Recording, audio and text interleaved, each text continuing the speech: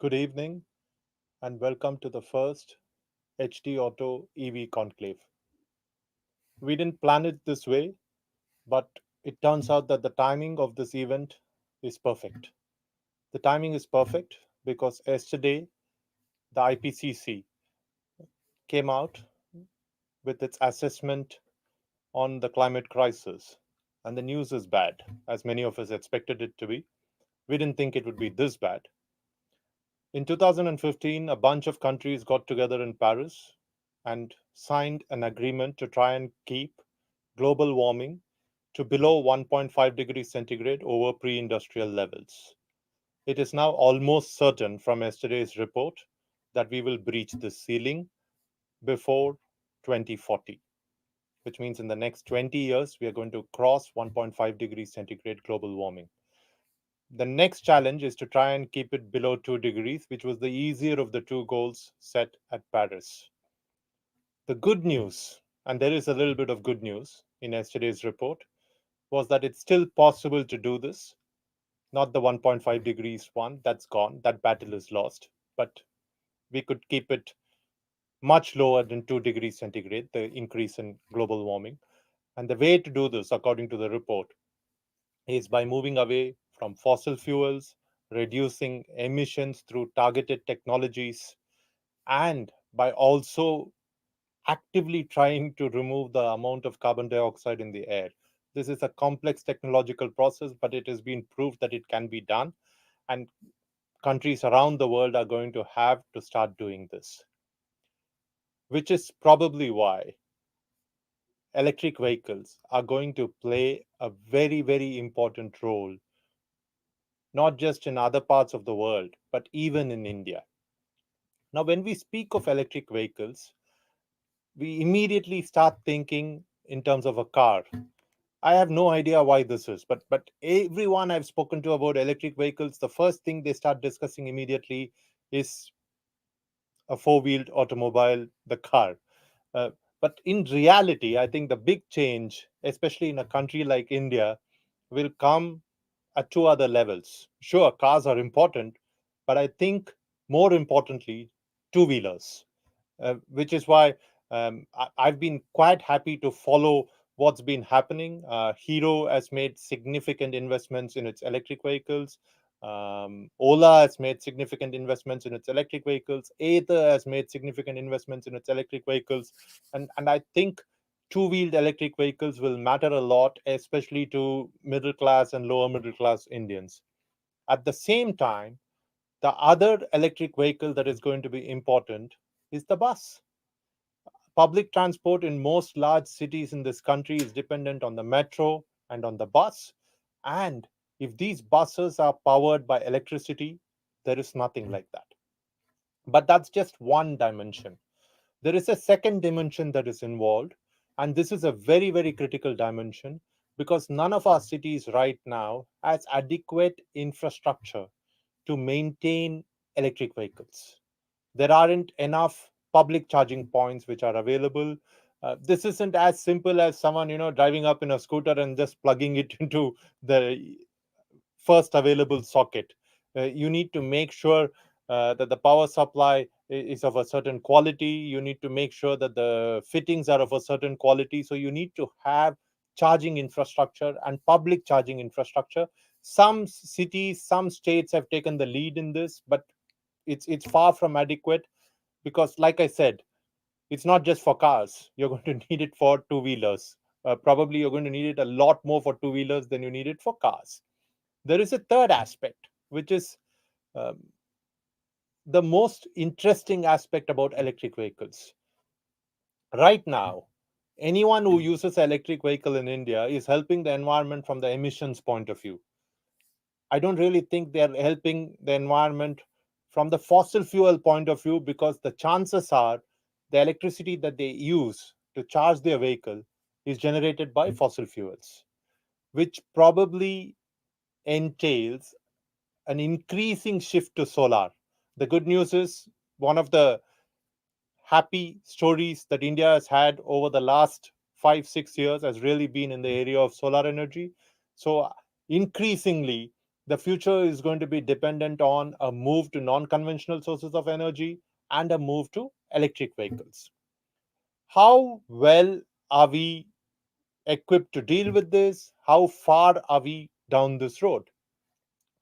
The next speaker is a man who's best equipped to tell you about this. It's Mr. Nitin Gadkari. He's the Union Minister of Road Transport and Highways. And Mr. Gadkari has a well deserved and a well earned reputation for being a man who can get things done.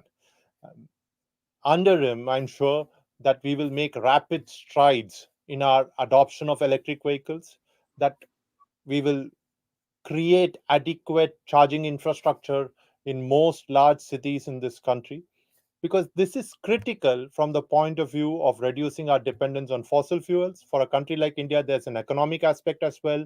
We import most of the crude oil that we use. It's not as if we have oil reserves of plenty in this country, and we are using them. We import it, so it's an expensive proposition. And the second thing is, it will help the environment. It will help us meet our commitments. The Paris Agreement, the first one is gone. I mean, the world is not going to be able to meet the 1.5 degrees global warming target, but we can still meet the target of keeping global warming to below 2 degrees centigrade over pre industrial levels. To tell us more about it, here's Mr. Gadkari.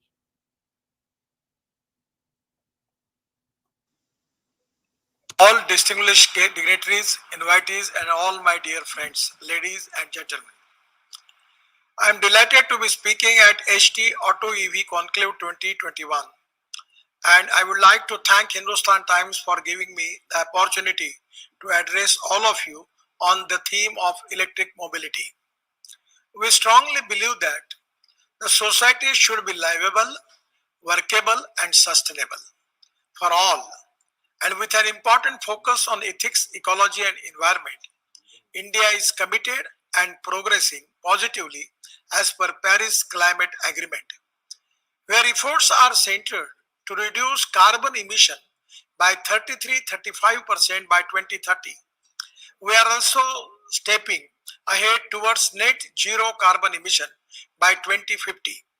As per the vision proposed by our Prime Minister Sri Narendra Modi ji, India consumes about 30% of the world's oil and crude oil needs.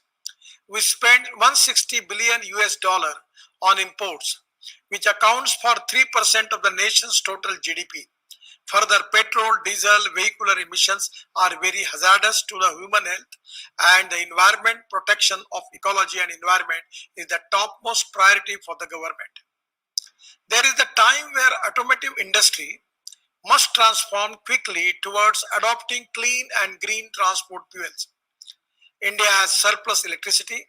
Solar generated electricity charges are very low, and also they ensure a zero carbon emission cycle. E-mobility would be the most effective solution to develop import substitute, cost effective, indigenous, and pollution free mode of transport. E-mobility is the future for us.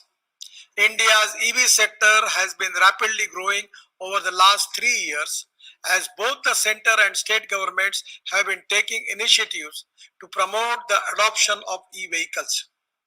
We are actively working on encourage and support of the EV industry and customers by framing a favorable policies, offering incentives, subsidies, exemption in registration fees and GST and interest paid on loan, etc.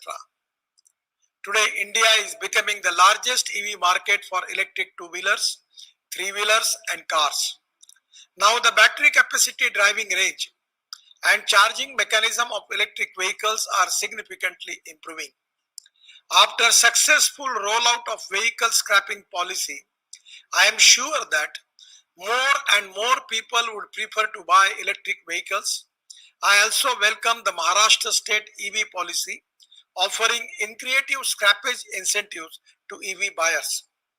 The e-commerce business deliveries, taxis, small carts, goods and forest vehicles are largely shifting to electric vehicles. Amazon India has started their e-deliveries fleet through electric vehicles.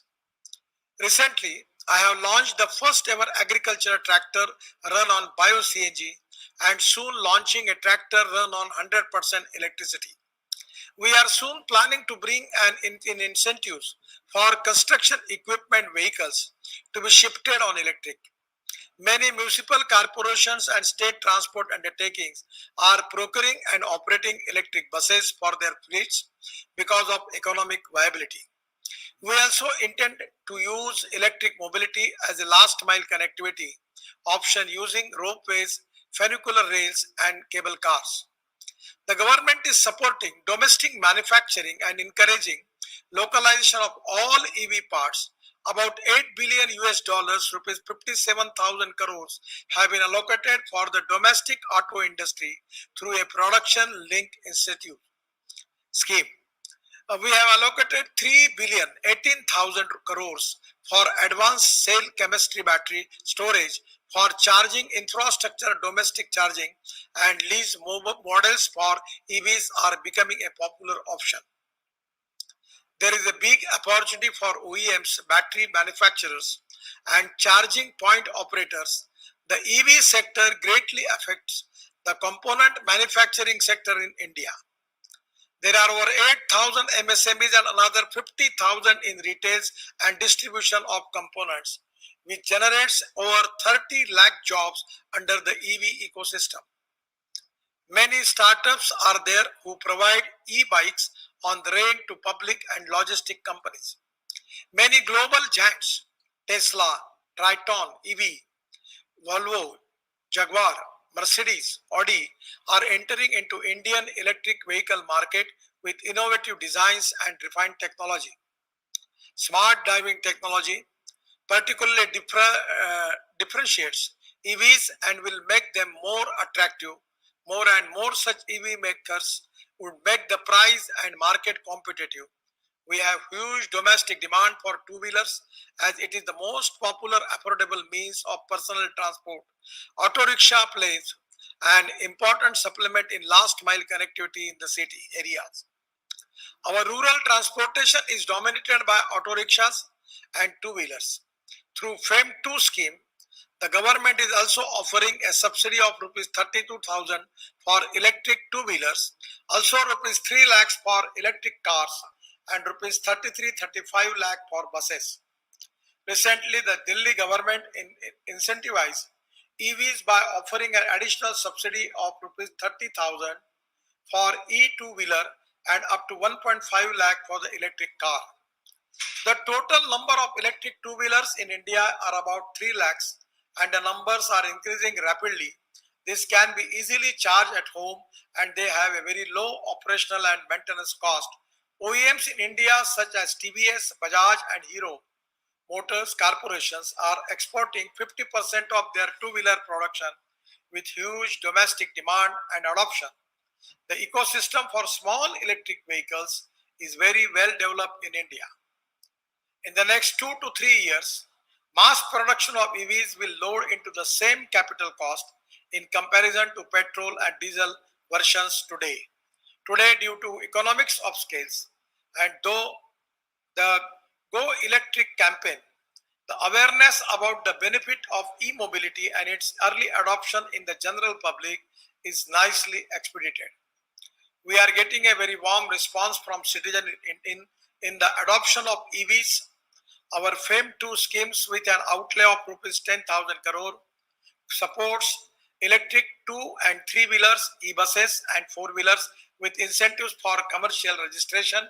Government has increased subsidy by 50% to rupees 15,000 per kilowatt hour on electric two-wheelers to promote the sale of. Government has facilitated the sale and registration of 2 and 3 wheeler electric vehicles without batteries to reduce their upfront cost.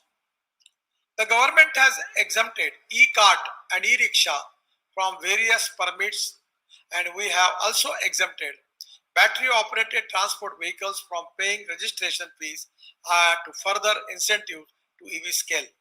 Further, through financial incentives such as 5% central taxes (GST) on EVs and exemption on interest paid on loans, we are taking major steps to assist EV adoption in India. All the regulations for the manufacturing of electric vehicles are also in place. Currently, lithium-ion battery is the most important component which shares 50% cost of an e-vehicles. Research and academic institutions in India are working hard for the development of indigenous and low-cost battery technologies for electric vehicles. We can generate 81% value of lithium-ion batteries in India. I am pursuing research for its substitute, such as aluminum ion, zinc ion, sodium ion batteries.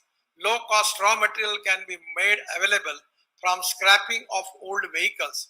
Metals like aluminum, iron, and lithium can also be extracted. Rare earth metals such as neodymium.